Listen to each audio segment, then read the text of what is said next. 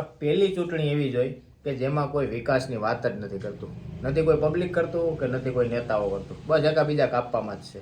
હમણાં એક મેં જોયું સભા જયેશભાઈની સભા હતી, તો એમાં એક ચેનલવાળાએ વિડીયો મૂકીને એમાં લખ્યું છે કે જયેશભાઈની બોલતી બંધ. તો પહેલાં તો એ કહી દઉં, કોઈના બાપાની તાકાત નથી કે જયેશભાઈની બોલતી બંધ કરી શકે. હવે જ્યાં મુદ્દા રોડના મૂકવાના છે, લાઇટના મૂકવાના છે, ત્યાં આ ભાઈ બેરોજગારીનો મુદ્દો મૂકે છે.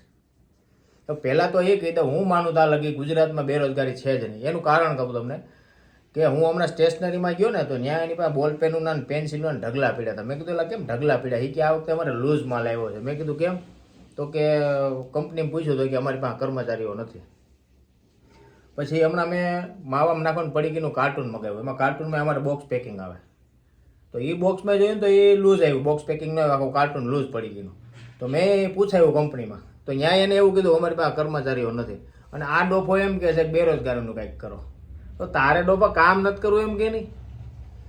હવે અત્યારના અમુક જનરેશન એવી થઈ ગઈ છે, નોકરી લેવા જાય ને એટલે પહેલાં જોવે, જોતો એલા શનિ રવિ 2 દીની રજા આવે છે અઠવાડિયામાં, એ કે હા, એ કે તો કરવી છે. આખા વર્ષની જોતો કેટલી રજા મળે, વાર તહેવાર ને બધી, એ કે આખા વર્ષની આટલી મળે, વાર તહેવારે આટલી મળે, કે હાલો તો કરવી.